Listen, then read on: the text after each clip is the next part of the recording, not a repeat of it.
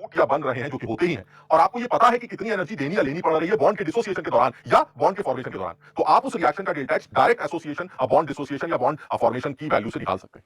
जैसे मैं एग्जांपल लेता हूं, जैसे मान लीजिए मैं आपसे कहूं कि H2 और Cl2 के जोड़कर Cl2 को जोड़कर HCl बनाया जा रहा है। This is the formation of HCl। क्या इस रिएक्शन के डेल्टा एच का नाम heat of formation of HCl रख सकते हैं? अब ये सवाल याद करो तो कैसे काम करेगा? मुझे ये तो निकालना है enthalpy of formation of HCl, तो मैंने HCl बना दिया, फॉर्मेशन निकालना है, HCl का फॉर्मेशन कैसे? एक मोल बनाना है, किससे बनाना है? उसके कंस्टीट्यूएंट्स की mole stable state, what is the mole stable state of hydrogen? H2 gas, what is the mole stable state of chlorine? Cl2 gas। So that means the delta of this reaction is what? Delta of this reaction is heat of formation of HCl।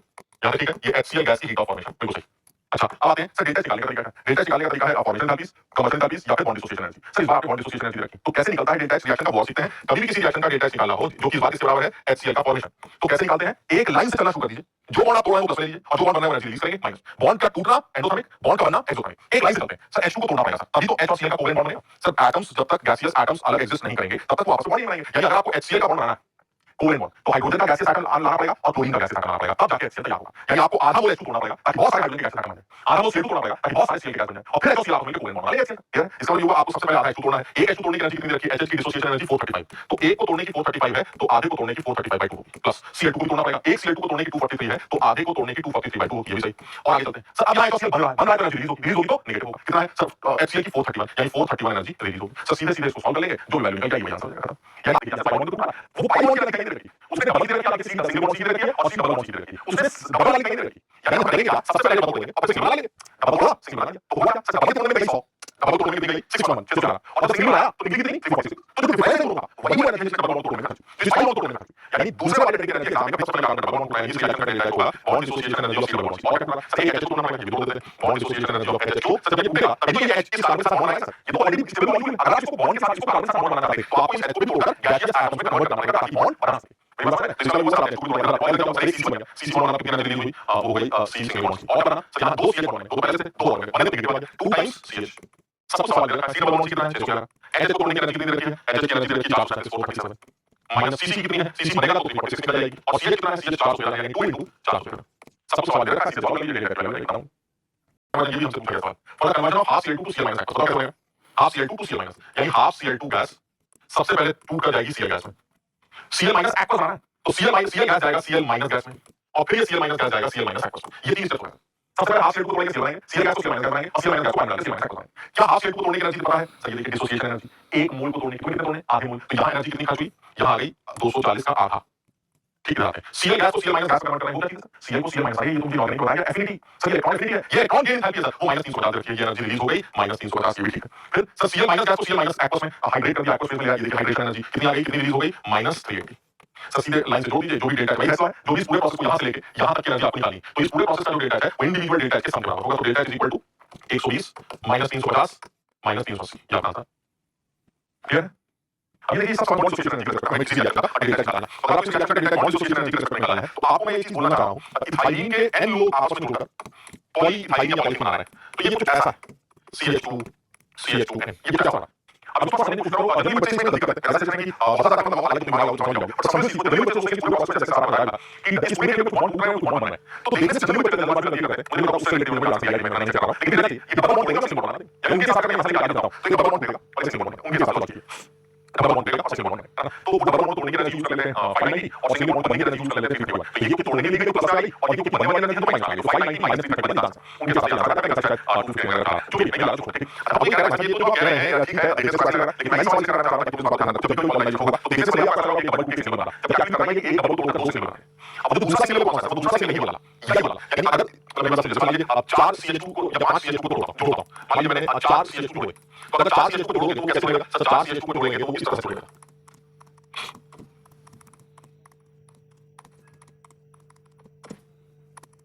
ये कुछ इस तरह से जुड़ेगा, समझ रहे हैं आपको? तो जब ये बॉन्ड्स जुड़ते हैं तो किस तरह से जुड़ते हैं उनको जरा सोचिए, जो पॉलिमराइजेशन का प्रोसेस है ये है किस तरह, यानी n लोग अगर आपस में जुड़ रहे हैं तो n लोग आपस में जुड़ कैसे रहे हैं, ये बात सोचना पड़ेगा। यानी कहने का मतलब ये है कि अगर देखो इस वाले डबल बॉन्ड के साथ तो इस कार्बन के साथ जैसे इस कार्बन को ऑब्जर्व करें, इस कार्बन को अगर आप ऑब्जर्व करें इससे डबल बॉन्ड लगा है, जो आपने बोला ठीक, ये वाला कार्बन है, ये वाला कार्बन मैं इसको मार्क करूं, मान लीजिए ये वाला कार्बन, ये कार्बन, तो अगर इस कार्बन को देखूं तो इस कार्बन के साथ यहां इस तरह का कार्बन को मार्क कर दीजिए, ये वाला कार्बन हो गया, ये ना, हां ये वाला कार्बन।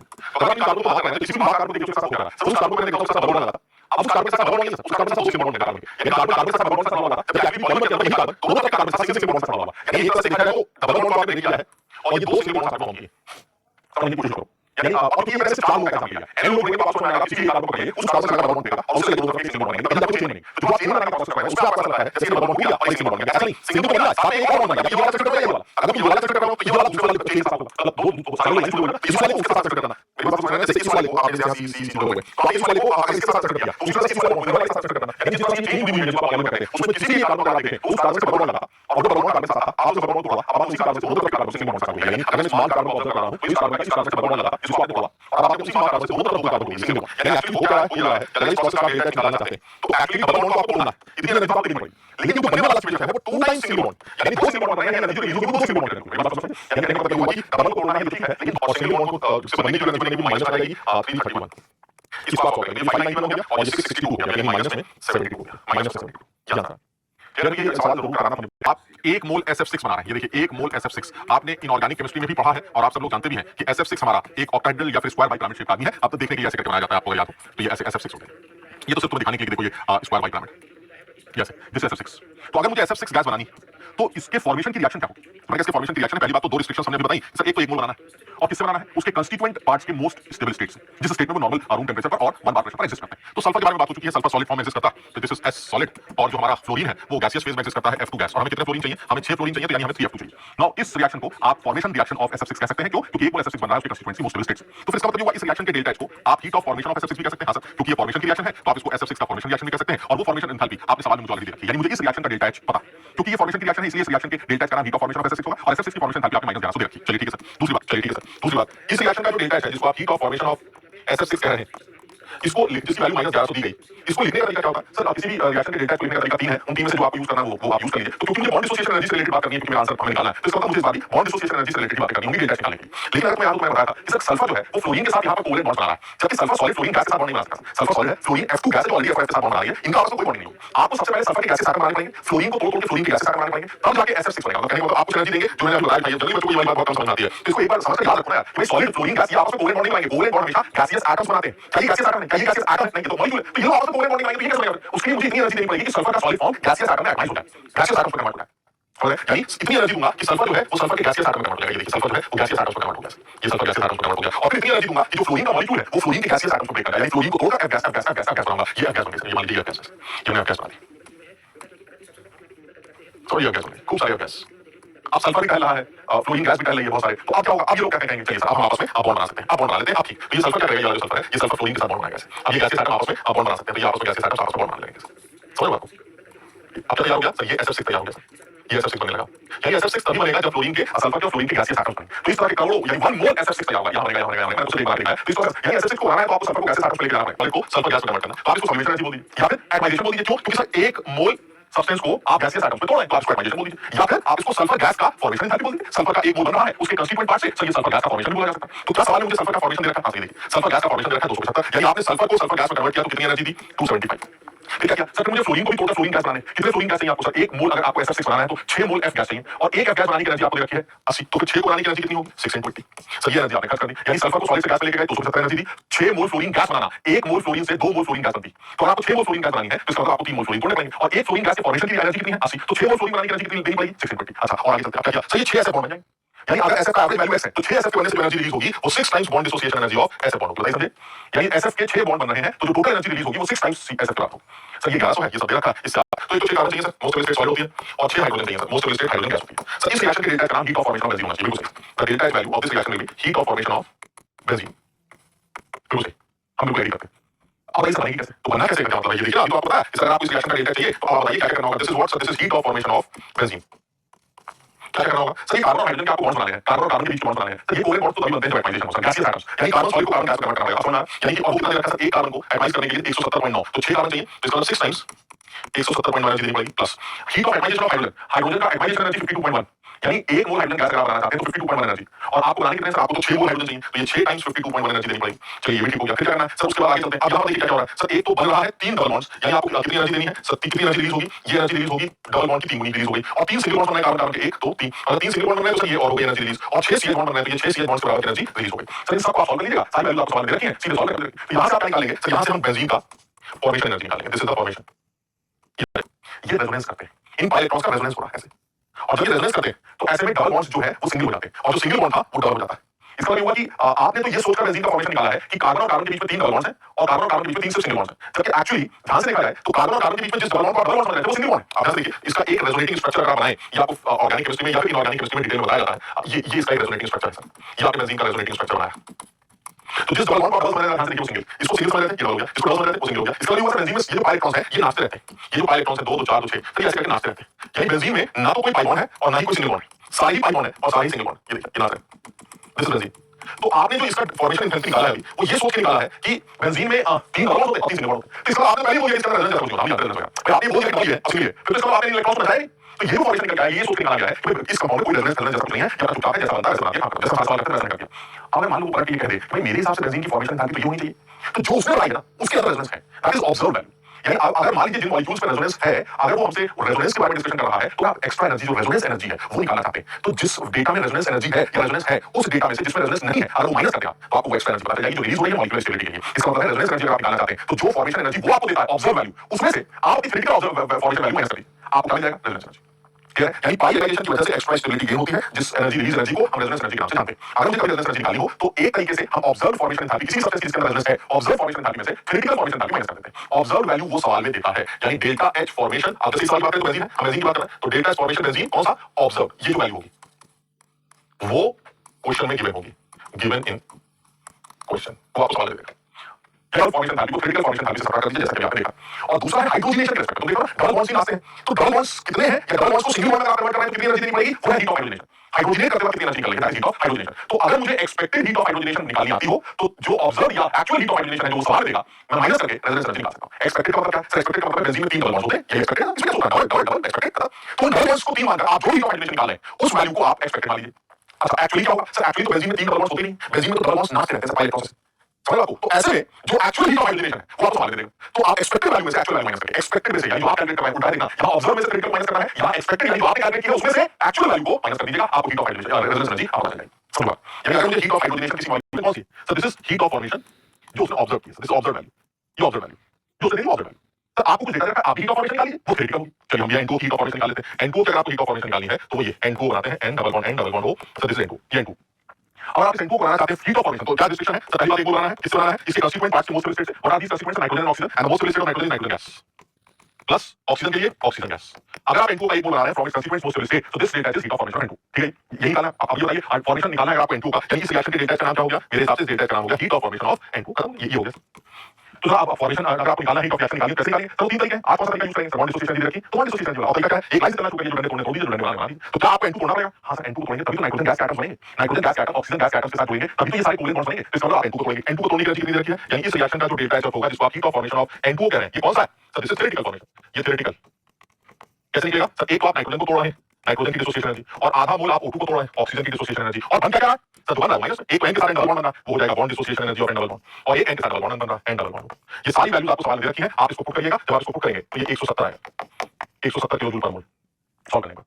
ठीक है, थ्योरेटिकल। और ये क्या रखा? ये ऑब्जर्व। तो रेजोनेंस एनर्जी क्या होगी? Resonance energy is delta H formation, formation के रिस्पेक्ट में क्या आता है? Observe minus delta HF theoretical.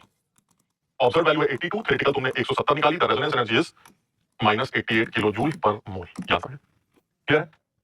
Ions में अगर आप ब्रेक कर रहे हैं या उल्टा कह देते हैं, जैसा जैसा बोलो, अगर NaCl का एक मोल लैटिस Na प्लस गैस और Cl माइनस गैस को ब्रेक किया जा रहा है तो जितनी एनर्जी दी जाएगी दैट इज लैटिस एनर्जी। उल्टा कहते हैं Na प्लस और Cl माइनस गैस से मिलकर जब NaCl का एक क्रिस्टल बनेगा बड़ा सा तो जितनी एनर्जी रिलीज होगी आप उसको लैटिस से साइन करना है, ठीक? तो आप उसको लैटिस एनर्जी बोल सकते हैं। तो आप ये सोचिए कि सर Na और Cl के मिलने से कितनी एनर्जी रिलीज होगी, ये कैसे निकालेंगे सर? अगर देखो ना Na और Cl को जोड़ दो सर, ये तो एक Na और एक Cl, आपको एक मोल NaCl अगर बनाना है तो एक मोल NaCl के लिए तो एक मोल Na प्लस और एक मोल Cl माइनस का इंटरेक्शन होगा ना। तो सर इसका मतलब ये NaCl को इंटरेक्ट कर रहा है, इसको भी कर रहा है, इसको भी कर रहा है, इसको रिपल्शन, इसको अट्रैक्शन, इसके साथ सर इतने सारे लोग हैं, इतने सारे infinite attractive forces, infinite repulsive forces हैं सर, मैं उनको यूज करके किसी भी सूरत में एनर्जी कैलकुलेशन नहीं कर सकता। मैं मानता हूं कि पोटेंशियल एनर्जी निकालने का जरा देखना, अगर मैं NaCl को इस तरह से बनाऊं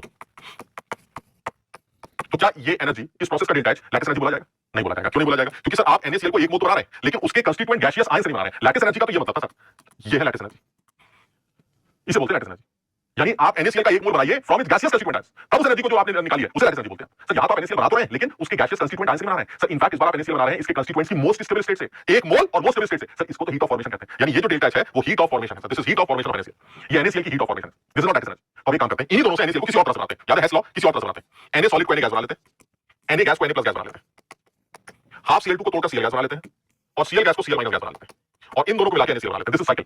क्या फायदा हुआ? फायदा ये हुआ ये जो आपका एनर्जी है, this is sublimation energy of sodium, this is heat of sublimation. Na gas का Na+ में जाना आयनाइजेशन एनर्जी, Cl2 को तोड़कर Cl में लाना बॉन्ड डिसोसिएशन एनर्जी, लेकिन आधा मोल है तो bond dissociation energy by 2। Cl gas से Cl minus, electron gain enthalpy याद है सब इनऑर्गेनिक केमिस्ट्री में पढ़ाया गया है, इलेक्ट्रॉन गेन एंथैल्पी। और इन दोनों से मिलकर इसका बनना अब ये लैटिस है सर। क्यों? क्योंकि NaCl बन रहा है गैसियस आयन से sir. Now this is lattice energy. Clear? और हेस लॉ का एक तरह का डेल्टा एच है, अगर वो रिएक्शन आप टुकड़ों में बनाते हैं यानी वो डेल्टा एच उन सारे डेल्टा एच के सम के बराबर, यानी एक ऐसी रिएक्शन जो इंडिविजुअल स्टेप्स में मिलकर तैयार हुई है, उस रिएक्शन का delta H individual delta H के सम के बराबर माना जाएगा। तो इन दोनों से डायरेक्ट बना लो चाहे इन दोनों से घुमा के बना लो, delta H value is that is Hess law. तो हेस लॉ के अकॉर्डिंग हमारी इक्वेशन बन रही है, हमारी इक्वेशन बन रही है delta H formation is equal to delta H sublimation plus ionization energy plus bond dissociation energy by 2 plus electron gain enthalpy plus lattice energy. बाकी सारी वैल्यूज तो हमें पता रहती, लेकिन लैटिस एनर्जी नहीं पता थी सर। इस साइकिल से आप लैटिस एनर्जी बना सकते हैं। ध्यान से क्या डेल्टा पता होगा, सवाल देगा क्या ये बताओ, ये सब निकाल सकते हैं। लैटिस निकालने में हमारी क्योंकि इनफाइनाइट फोर्सेस मैं कैसे कैलकुलेट करूंगा सर? इन Na+ का Cl- के साथ इंटरेक्शन है, एक मच ऑफ आयनिक कंपाउंड्स, तो आयनिक कंपाउंड्स की लैटिस एनर्जी कैलकुलेशन में इसका इस्तेमाल है और जेई इस पर सवाल से पूछा भी है। ये देखिए बड़ा सीधा सा सवाल है, सब कुछ सेम है। अगर आप ध्यान से देखें तो फॉर्मेशन एंथैल्पी हमें दे रखी है, सब्लिमेशन एनर्जी हमें दे रखी है, आयनाइजेशन एनर्जी हमें दे रखी है, इलेक्ट्रॉन गेन एंथैल्पी हमें Cl की दे रखी है, बॉन्ड डिसोसिएशन एनर्जी हमें दे रखी है और हमें लैटिस एनर्जी कैलकुलेट करनी है। तो आपको समझ आ रहा होगा सर, बहुत सीधा है, सारी वैल्यूज दे रखी है, सीधे वैल्यू पुट करो, खास आंसर। तो अगर हमने किसी तरह से देना है, चलिए आप एक तरह से देखा जाए तो इस रिएक्शन का डेल्टा एच निकालना चाहते हैं तो ठीक है, अमोनिया की प्रोटॉन एफिनिटी की बात कर रहे हैं तो ये होनी चाहिए रिएक्शन। अब इस रिएक्शन का अगर आप डेल्टा एच निकालना चाहते हैं, ये हमसे पूछा जा रहा है ये सवाल, तो सबसे पहले तो बच्चों को यही क्लियर होना चाहिए कि हमसे पूछा जा रहा है। तो अमोनिया की प्रोटॉन एफिनिटी मतलब अमोनिया को एक प्रोटॉन मारना है, अमोनिया को जब आप एक प्रोटॉन मारेंगे तो अमोनिया आयन बन जाएगा, ठीक है? नाइट्रोजन का लोन पे होता है तो H+ जो है वो लोन कर ले लेगा और अमोनिया आयन तैयार हो जाएगा। तो अब हमें ये रिएक्शन का डेल्टा एच निकालना है। हालांकि हमें पता है कि इस रिएक्शन का अगर आप डेल्टा एच निकालना चाहते हैं तो मेरा अपना मानना यह है कि इस रिएक्शन का जो डेल्टा एच होगा वो प्रोडक्ट के फॉर्मेशन माइनस रिएक्टेंट के फॉर्मेशन की इक्वेशन के accordingly formation of product that is ammonium ion, ये प्रोडक्ट हो गया, माइनस रिएक्टेंट्स के फॉर्मेशन में कौन कौन आएगा, एक तो आएगा प्रोडक्ट रिएक्टेंट आपका अमोनिया और एक आ जाएगा फॉर्मेशन ऑफ H+।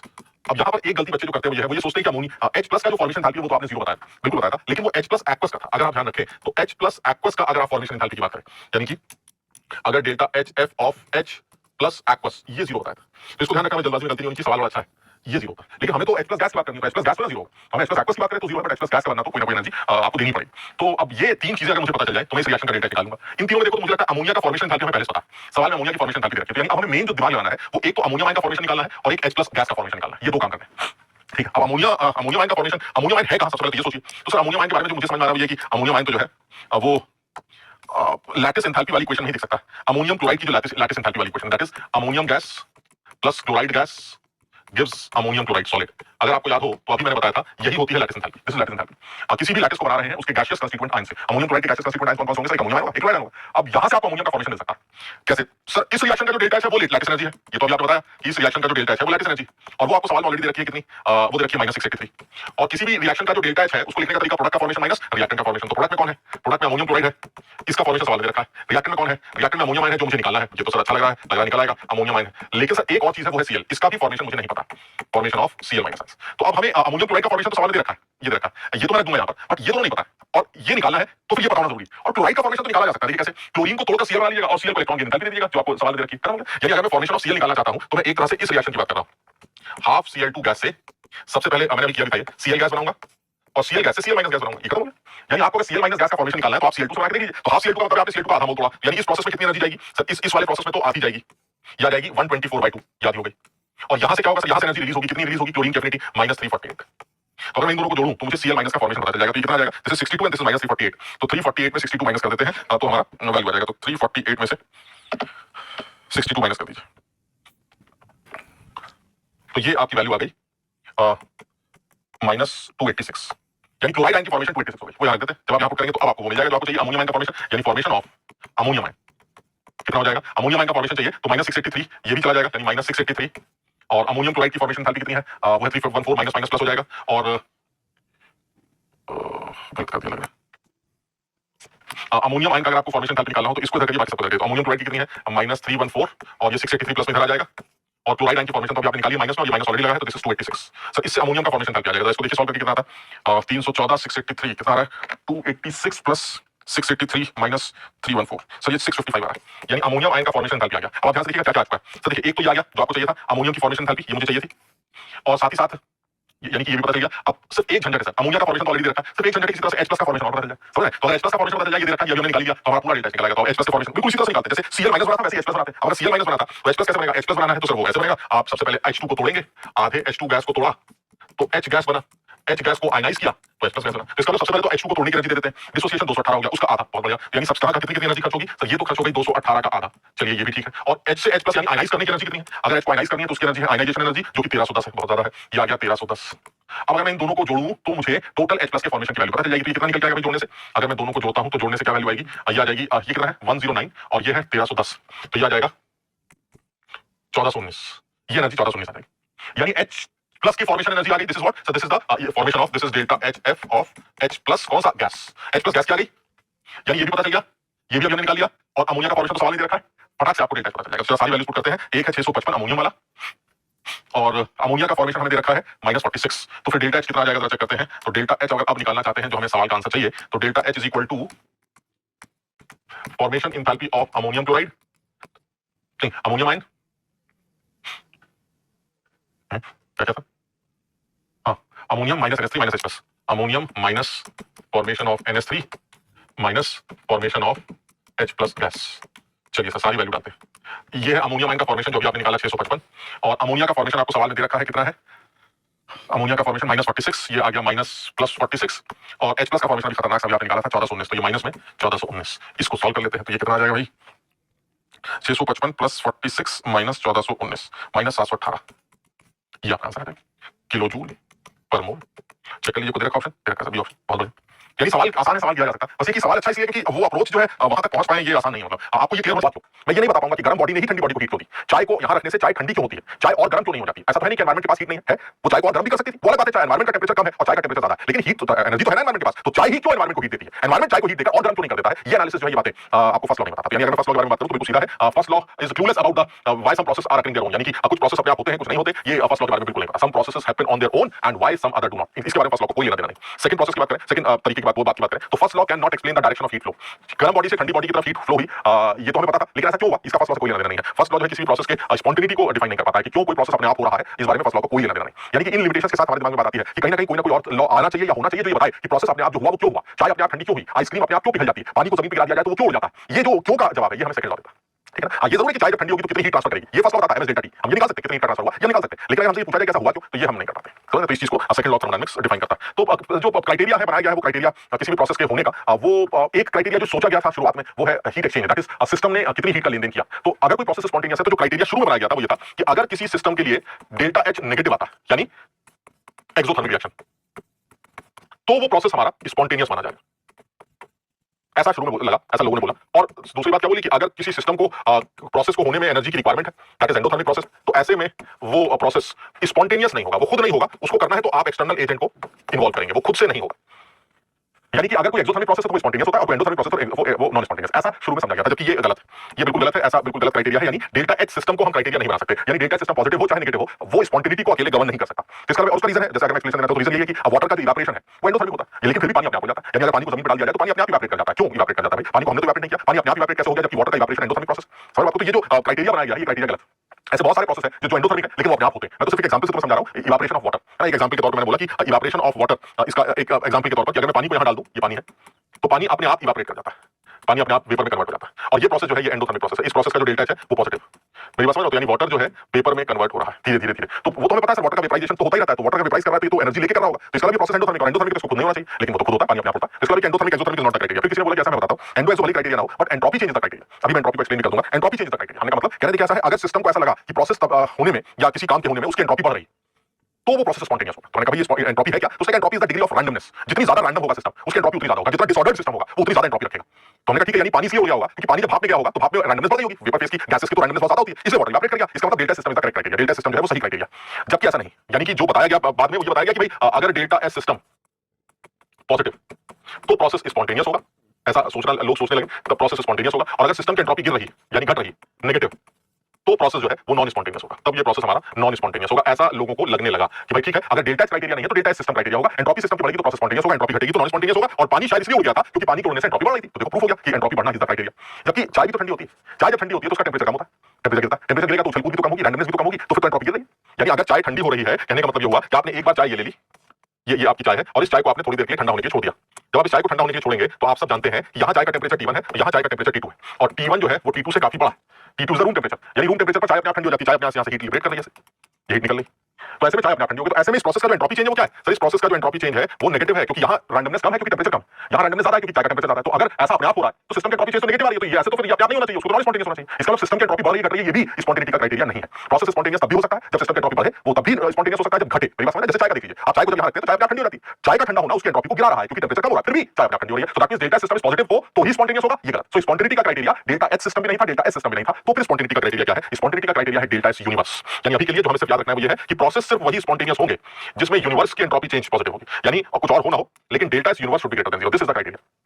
यानी सिस्टम और सराउंडिंग का मिलाकर डेल्टा एस यूनिवर्स क्या होता है भाई? डेल्टा एस यूनिवर्स में एक तो सिस्टम की एंट्रोपी चेंज आएगा प्लस सराउंडिंग्स की एंट्रोपी चेंज आएगा। अब सिस्टम की बढ़ रही है घट रही है मुझे से मतलब नहीं है, बढ़ रही है घट रही है मुझे से मतलब नहीं है, मुझे सिर्फ इससे मतलब है ओवरऑल जो है वो यूनिवर्स की एंट्रोपी बढ़नी चाहिए, बात खत्म।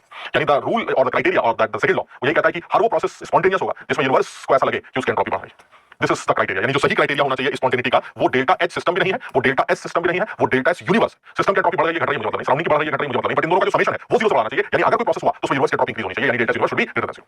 तो तुम्हें ऐसा लगा इसका मतलब चाय जब ठंडी होगी तो इसका मतलब यूनिवर्स की एंट्रोपी बढ़ रही है। हां, चाय जब ठंडी होती है तो यूनिवर्स की एंट्रोपी बढ़ती है, मैं भी दिखाऊंगा तुमको, ठीक है? तो चलिए इसी में अगर मैं सेकंड लॉ को स्टेटमेंट देना चाहूं तो ये कुछ स्टेटमेंट्स हैं जो हमें ध्यान रखने चाहिए सेकंड लॉ के लिए।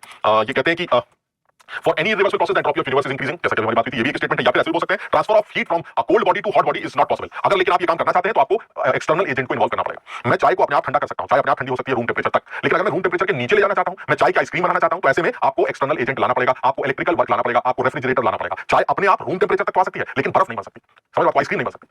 क्लियर है वाली बात? मैं इस कमरे में एसी अगर बंद कर देता हूं तो ये कमरा बाहर के टेंपरेचर के बराबर अपने आप आएगा, मुझे नहीं करना पड़ेगा, वो अपने आप बाहर के टेंपरेचर के बराबर आ जाएगा, गर्मी हो जाएगी। लेकिन अगर आप ये चाहते हैं कि नहीं मैं इसको और ठंडा रखूं तो ऐसे में आपको एक्सटर्नल एजेंट इन्वॉल्व करना पड़ेगा, आपको इलेक्ट्रिकल वर्क करना पड़ेगा, आपको एसी लगाना पड़ेगा, तब जाके ये कमरा बाहर के टेंपरेचर से कम आ सकता है। मेरी बात समझ रहे हैं ना? तो ये भी एक स्टेटमेंट को बोलने का तरीका है। Any process occurring on its own, यानी वो प्रोसेस जो अपने आप हो रहे हैं वो जनरली थर्मोडायनामिक इरिवर्सिबल प्रोसेस माने जाते हैं। यानी इरिवर्सिबल प्रोसेस वो प्रोसेस है जिसमें यूनिवर्स की एंट्रोपी इंक्रीज कर रही है और वो प्रोसेस अपने आप होते हुए नजर आते हैं। तो ये सेकंड लॉ को लिखने के ये दो तीन तरीके हैं, इनमें से कोई भी एक तरीका किसी भी स्टेटमेंट के फॉर्म में आ सकता है, तो आप इन तीनों स्टेटमेंट्स को ध्यान रखने की कोशिश करेंगे। ठीक, अब आते हैं जो हम इतनी देर से एंट्रोपी के बारे में बात कर रहे थे। अब एज सच बहुत टेक्निकल